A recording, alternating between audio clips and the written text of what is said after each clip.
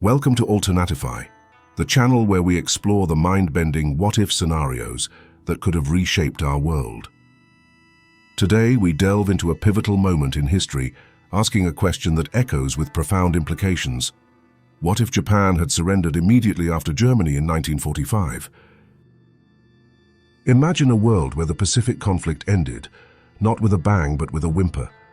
No atomic bombs, no devastating invasions, no prolonged, brutal struggle across the islands. This single decision could have sent ripples across the globe, creating an alternative timeline we can only begin to fathom. Join us as we explore these potential consequences, charting a reshaped world that might have been. Have you ever truly wondered how one decision can fundamentally alter the course of human history? In our timeline, the war in the Pacific raged on, even after Germany's surrender in May 1945. The Allied forces faced a daunting prospect, a full-scale invasion of the Japanese home islands. This was Operation Downfall, and its projected cost in lives was staggering. Japanese forces from Iwo Jima to Okinawa had demonstrated a fierce, almost fanatical resistance.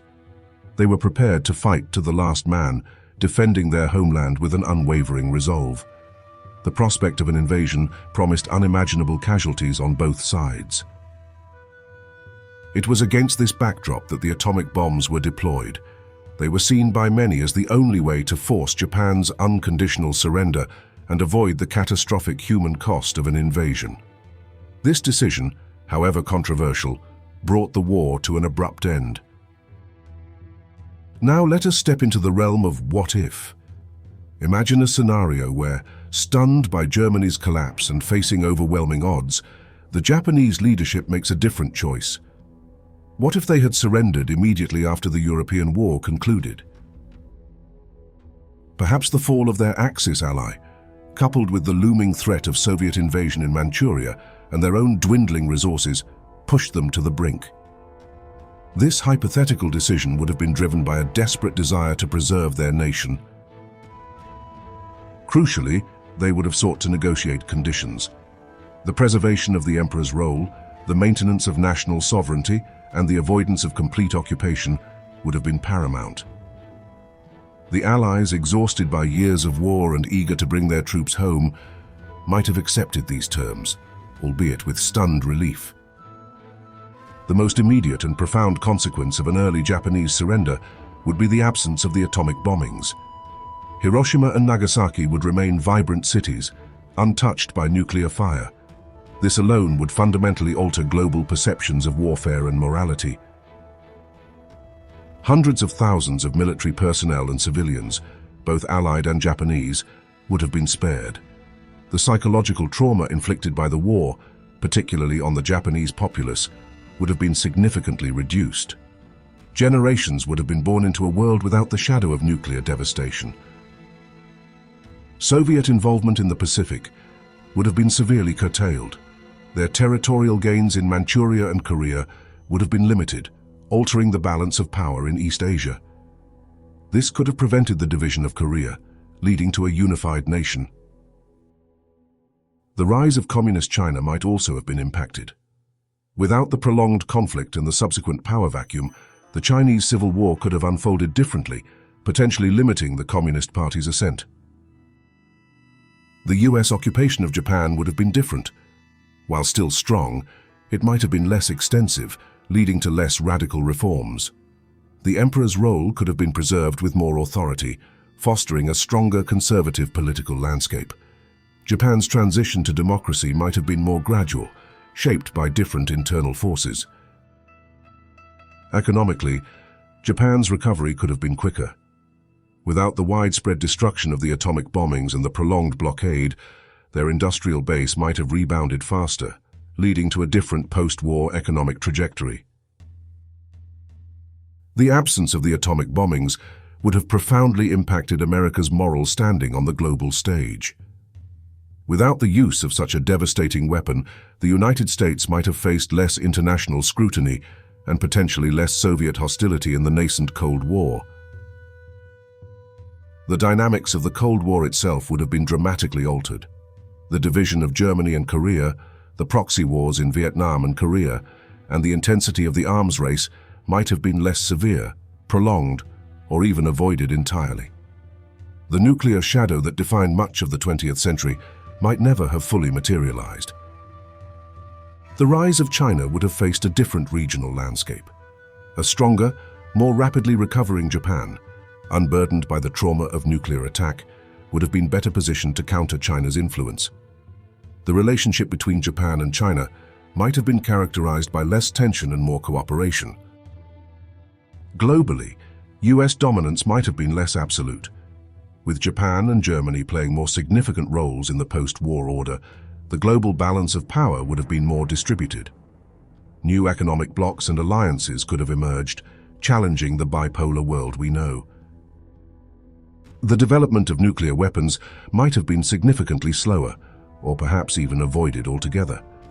Without the precedent of their use, the urgency to develop and stockpile these weapons might have diminished, reducing the existential threat of annihilation that loomed for decades.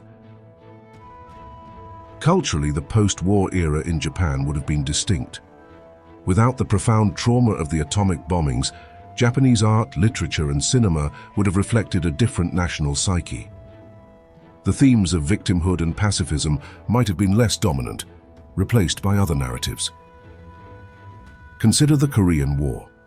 Without the division of Korea and the specific Cold War dynamics that fueled it, the conflict might not have escalated into a full-blown war. It could have been resolved through negotiation, leading to a unified Korea, free from decades of geopolitical tension. The Vietnam War, too, might have unfolded differently, or perhaps been avoided entirely. The domino theory, so central to US intervention, might have held less sway in a world without the same Cold War pressures.